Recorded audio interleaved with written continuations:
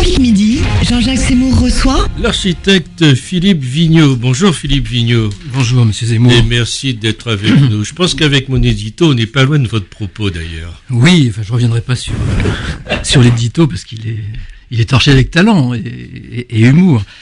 Si vous permettez quand même, j'ai quand même noté, au-delà de l'aspect que vous soulignez, qui n'est pas faux, on ne pourra pas essorer en permanence l'esprit du 11 janvier et en tirer l'alpha et l'oméga de la politique française, mais quand même, hier, il y avait dans le propos du président une attitude, une altitude, j'ai envie de dire, qui nous ramène aussi quand même à la question de la République. En ce sens-là, je diffère un tout petit peu de votre propos liminaire. Apartheid urbain, social, ethnique, et là, moi je vais différer de vous.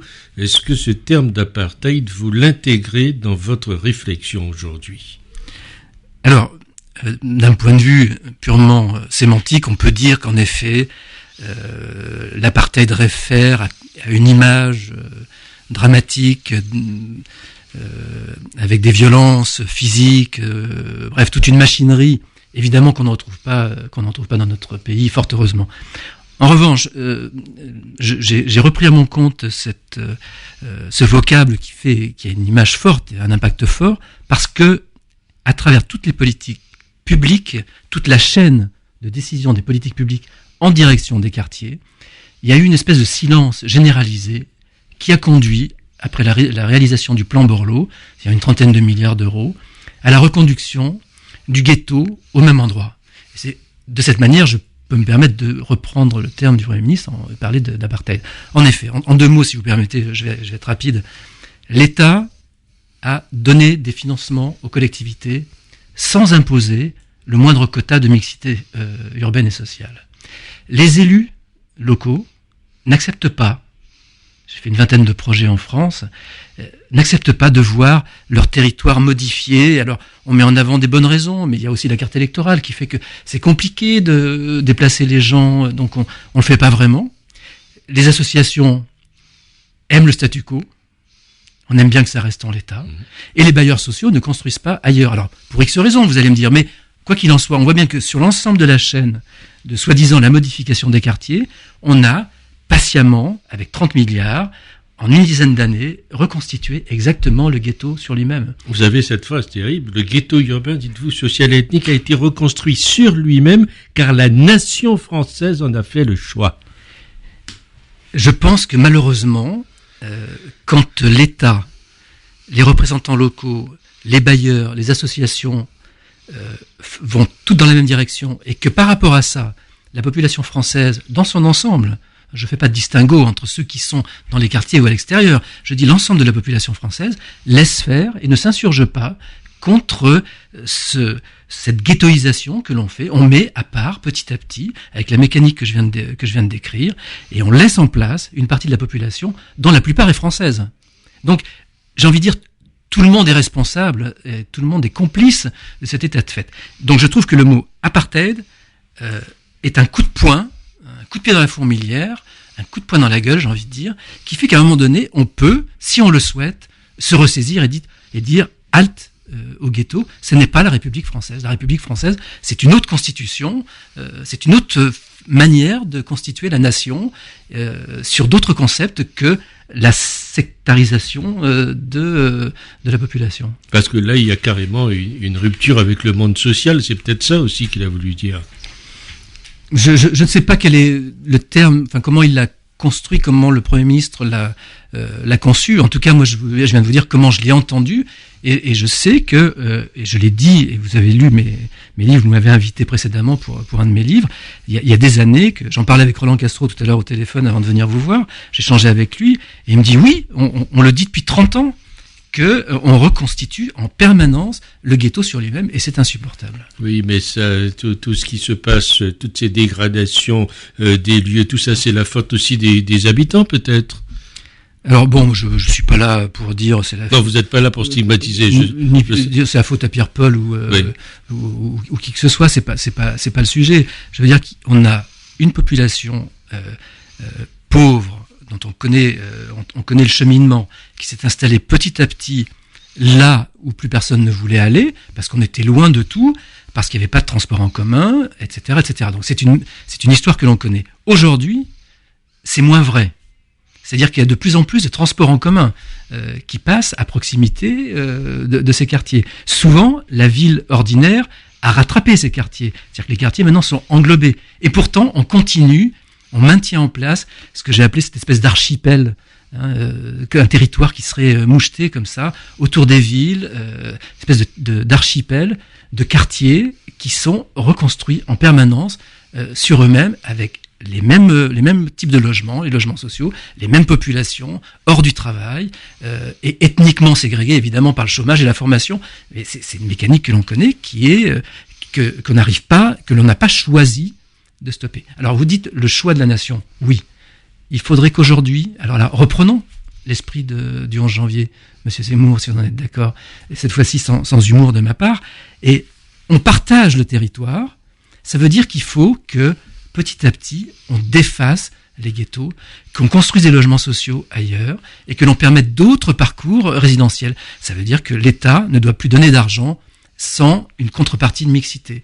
Ça veut dire que les élus doivent accepter de construire des logements ailleurs que toujours dans les zones urbaines sensibles. Ça veut dire que les populations doivent accepter aussi, pour leur bien-être, leur sécurité, l'évolution des enfants dans les bonnes écoles, accepter d'aller ailleurs que dans les quartiers. Donc il y a toute une mécanique à mettre en route, mentale avant tout, un choix. C'est pour ça que je dis, il faut que la nation française fasse un autre choix que celui qui a été fait jusqu'à présent. Oui, mais lorsqu'on regarde la politique de la ville ces 30 ou 40 dernières années, c'est toujours, c'est plein de plans. Vous avez fait allusion au plan Borloo tout à l'heure, mais il y en a eu d'autres. C'est des milliards distribués. Et pour quel résultat? Alors, il faut pas dire que, alors déjà vous ne le dites pas, mais certains disent on n'a rien fait. C'est pas vrai. On a fait beaucoup. Maintenant, sur les résultats, on a repeint le ghetto. Je ne vais pas citer d'exemple de ville, mais tout autour de la région parisienne, on en connaît, et dans les régions, on en connaît, où en effet, on a cassé des immeubles, et on a, dans le meilleur des cas, je ne sais pas si c'est le meilleur des cas, on a atomisé la grande pauvreté des bars et des tours, en des petits pavillons, les uns à côté des autres, mais vous avez les mêmes populations au même endroit. La différence, c'est qu'effectivement, l'ascenseur fonctionne, ou il n'y a plus d'ascenseur parce qu'on est au rez-de-chaussée. Mais on a reconstitué exactement le ghetto sur lui-même. Donc, c'est vraiment une question de choix stratégique. Accepter de modifier la population qui se trouve dans ces quartiers. Oui, mais quand les Blancs, les Noirs et les Arabes veulent pas être ensemble, on fait quoi? Ça, c'est vous qui dites qu'ils veulent pas être ensemble. On l'entend souvent, en tout cas. Oui, mais ça, excusez-moi de vous le dire, ce sont des conneries, ça. Parce que vous allez partout, vous trouvez des copains noirs, arabes, juifs, de toutes les religions, qui fonctionnent bien ensemble. C'est dès lors qu'il y a le ghetto, avec l'esprit de groupe qui s'installe, et là tout le monde est responsable, parce qu'on a laissé filer depuis une dizaine d'années les questions identitaires, ça suffit, quoi. La France n'est pas un ensemble de communautés. La France est une nation, bigarrée, mais c'est une nation. Donc effectivement, dès lors qu'on laisse les ghettos s'installer, on laisse s'installer aussi ce sentiment d'abandon, de ressentiment.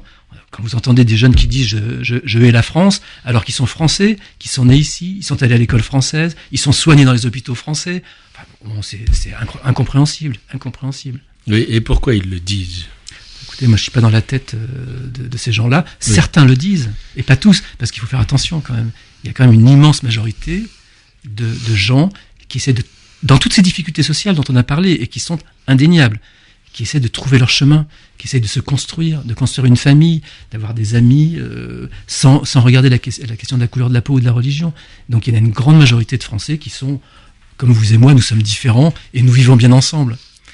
En revanche, il y a une minorité fragile qui effectivement écoute des sirènes qui viennent d'ailleurs. Mais ça, c'est... Enfin, bon, je suis pas compétent sur cette matière-là. Je vois comment se constitue le ghetto. On n'est pas compétent, mais ça existe. Ça existe. Et malheureusement, c'est ce qui crée aujourd'hui cette situation que nous connaissons. Alors, j'ai un minimum de compétences sur la question du ghetto. J'ai observé comment il s'est constitué, et j'ai quelques idées de comment le défaire.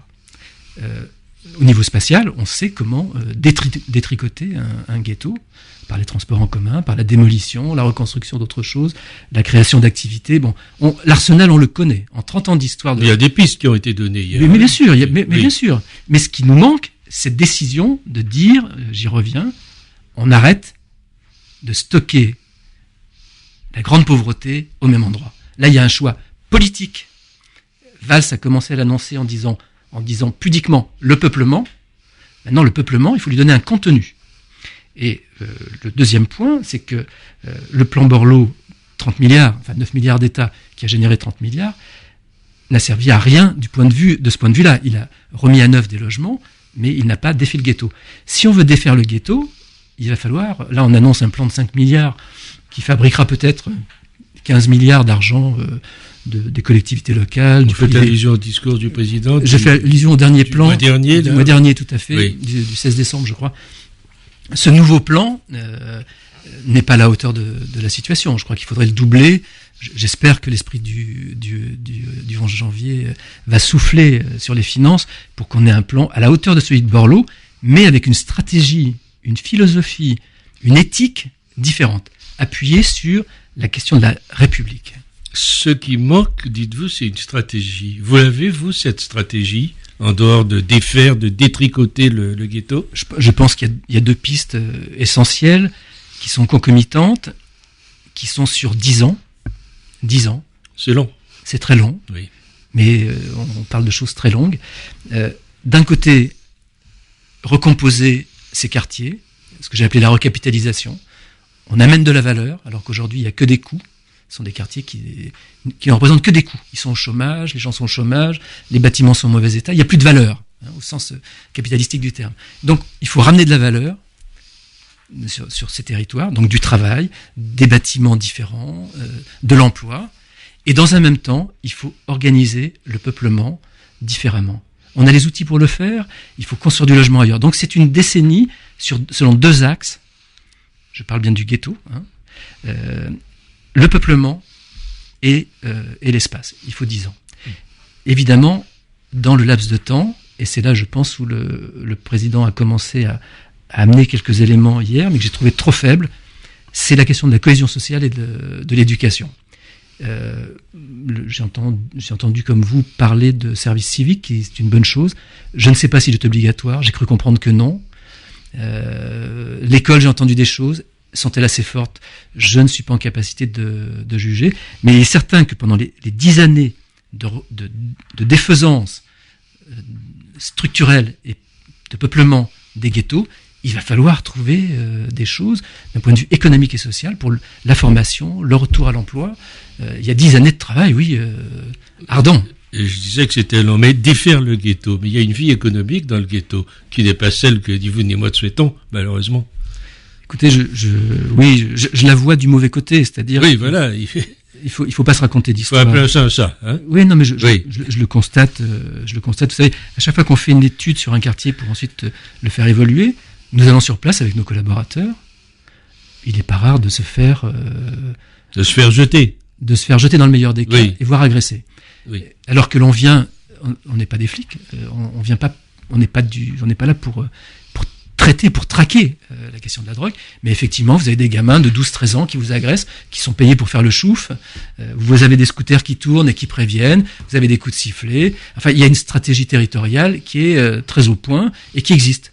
Dans chaque quartier, vous avez une cinquantaine de jeunes et de gamins qui font régner une espèce de loi. Je parle de quartiers de plusieurs milliers d'habitants. Oui, c'est la loi de la jungle. Hein. Oui, non mais, encore une fois, c'est ces petits caïds ils sont très peu nombreux, mais pour être vulgaire, ils foutent le bordel, quoi. Et donc, du coup, ça insécurise tout un quartier. Donc, je pense qu'il va falloir traiter ça aussi. Il y a des gens qui vivent dans la terreur. Oui. Malheureusement. Ben, je le vois. Voilà. Oui. Alors, quand on a défait ça aujourd'hui... Alors, ils vont ailleurs. Ils vont ailleurs. Ah oui, non, ils vont ailleurs. Évidemment. Ils vont ailleurs. Voilà, parce que... Et puis, la nature a rendu vite. Mais... Il va falloir repeupler. Et on fait comment, là? Alors, et avec qui? Sur la question de... Juste permettez pour en finir. Quand vous avez des quartiers énormes, on a reparlé du Val-Fouré ces jours-ci, oui. De 10 000 habitants comme... Champigny, par exemple, ou à 20 000 habitants comme au Val-Fouré. Ou la Grande Borne à Grigny. Voilà, il y a des quartiers qui sont gigantesques. Ce sont des vraies villes. Parfois, comme à Mantes, la ville, le grand ensemble, est plus grand que le centre-ville. Donc il y a des vraies questions. Là, on est vraiment dans quelque chose de très complexe. Et que les familles sont majoritairement, les foyers fiscaux, en dessous de 1 000 euros, autour de 850. Val-Fouré, à une époque, c'était 500 euros environ. Donc, quand il y a un tel déficit d'argent ordinaire sur le territoire, les familles, il faut bien qu'elles vivent. On ne vit pas avec 500 euros. Donc, il y a la nécessité d'une autre économie. Voilà. Donc là, je ne donne pas une solution en disant ça, mais c'est pour que les auditeurs comprennent bien que c'est pas par hasard. C'est aussi parce qu'il y a un grand manque d'activité, de travail et d'argent qu'effectivement, toute une économie parallèle, souterraine, vient s'installer pour amener un petit peu de cash, un petit peu de liquide, qui fait que ça fonctionne à peu près. C'est sans doute parfois un deal entre les élus aussi, la police, qui fait qu'on n'a pas de mouvements sociaux dans certains quartiers, parce que les 1000 euros nécessaires à la famille, on finit par les trouver un peu latéralement, comme ça. On peut, le chantier est immense. On va finir le chantier est immense, et on voit qu'il regroupe pas uniquement l'éducation, pas uniquement le peuplement, pas uniquement l'urbanisme, pas uniquement la sécurité, mais c'est un chantier qui est transversal et complexe. Donc je pense qu'aujourd'hui, la France est prête à accueillir ce projet de reconstitution du corps social français. Je pense qu'on en voit les limites, on en voit les risques d'explosion, on a eu des coups d'alerte épouvantables. Je crois que c'est maintenant qu'il faut que ça se passe. Le changement, c'est maintenant, ça serait une bonne idée. Là, oui. Le changement, c'est maintenant. Ça serait une bonne idée, oui. Ouais. Merci Philippe Vigneault d'avoir été avec nous.